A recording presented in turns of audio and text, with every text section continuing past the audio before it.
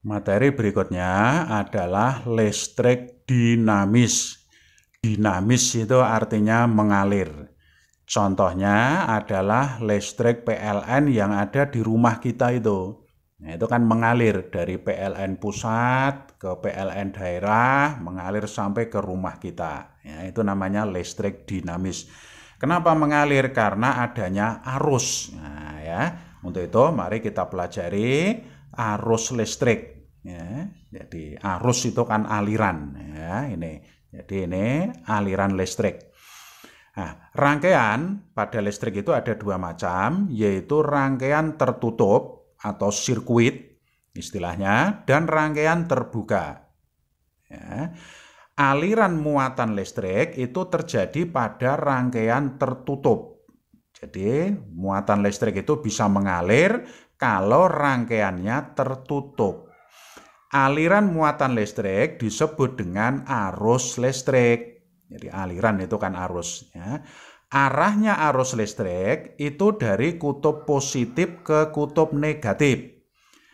Arus listrik mengalir dari potensial tinggi ke potensial rendah. Kemarin sudah kita pelajari, ya toh? Kalau elektron mengalirnya dari potensial rendah ke potensial tinggi, tapi kalau arus listrik mengalirnya dari potensial tinggi ke potensial rendah. Ya. Nah, arahnya arus listrik tadi dari kutub positif ke kutub negatif. Sedangkan elektron itu mengalir dari kutub negatif ke kutub positif. Ya. Jadi elektron itu berlawanan dengan arahnya arus. Nah, intinya itu. Ya. Nah, ini perbandingan antara rangkaian terbuka dengan rangkaian tertutup. Ya. Ini rangkaian terbuka. Rangkaian terbuka itu kabelnya putus, tidak nyambung. Misalnya ini kabelnya putus di sini. Nah, maka untuk menyambung perlu saklar. Ya, gitu. Ini adalah sumber arus. Ya, kabelnya putus di sini. Ini kabel sambungannya. Ya, ini lampunya tidak menyala. Kenapa?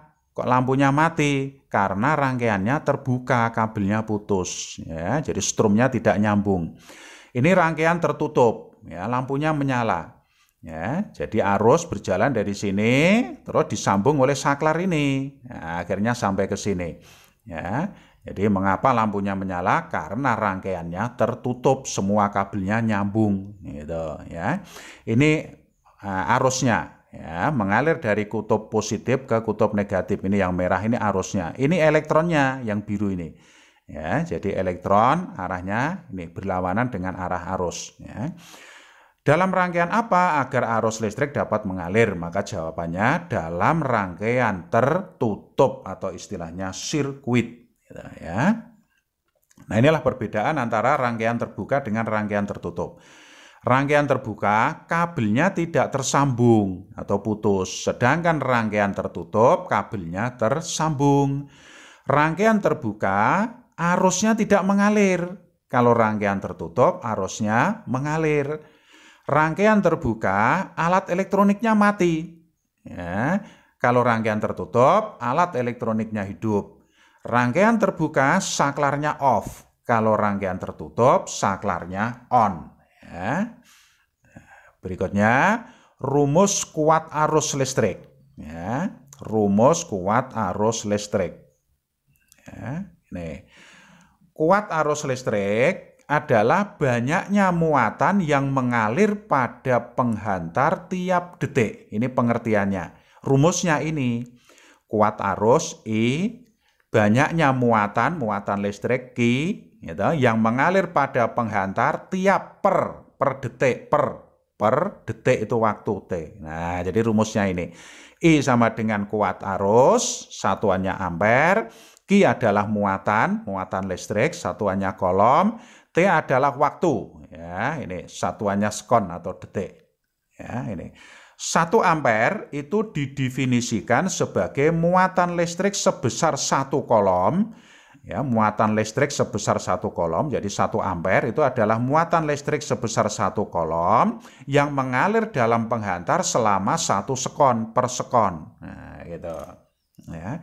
Dah, ini rumusnya, silakan dihafalkan. Nanti contoh soalnya di belakang ya. Sekarang pengukuran kuat arus. Ini nanti kita pelajari cara mengukur kuat arus. Ya. Kuat arus diukur dengan alat yang namanya ampere meter. Ya, ini. Kuat arus yang kecil itu diukur dengan alat yang namanya galvanometer. Ya, ini.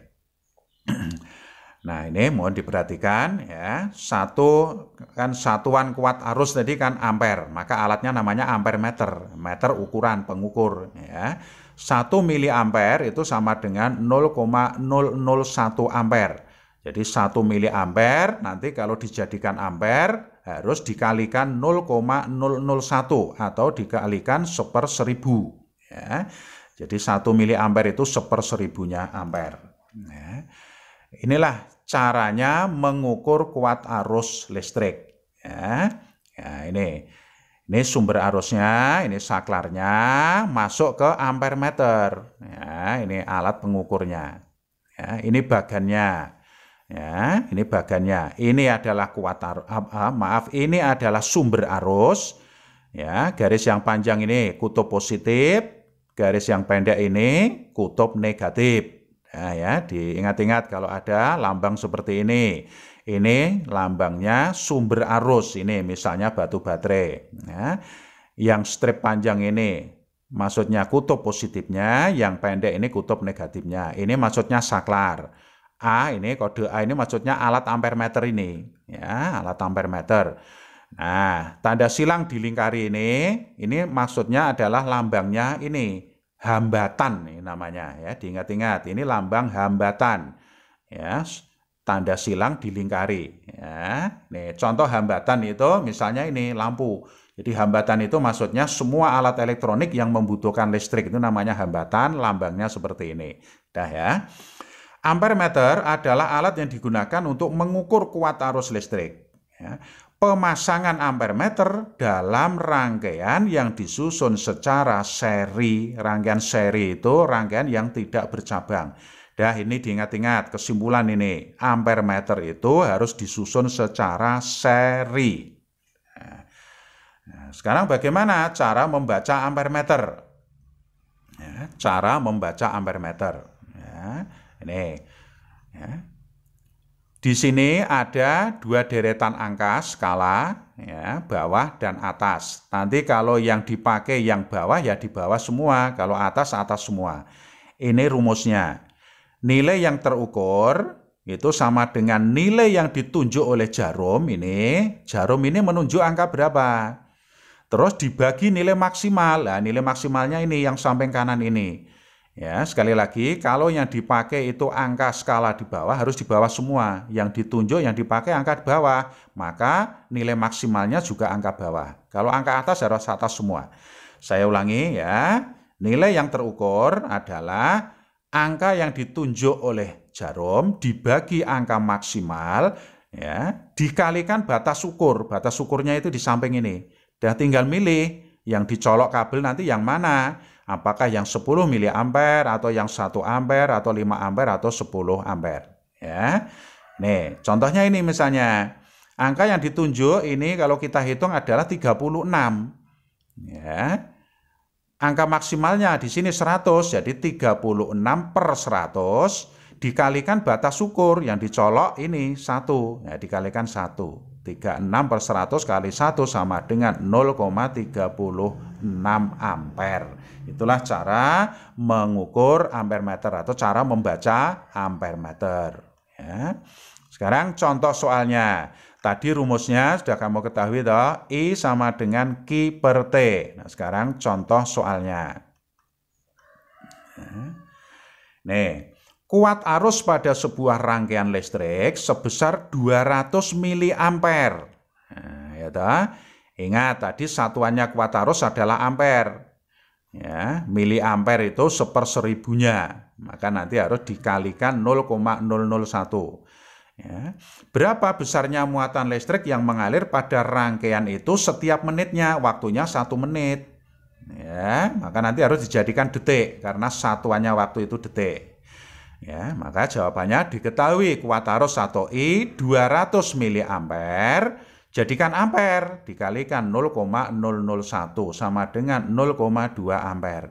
Waktunya tadi di sini 1 menit, ya toh, dijadikan detik sama dengan 60 detik, 60 sekon.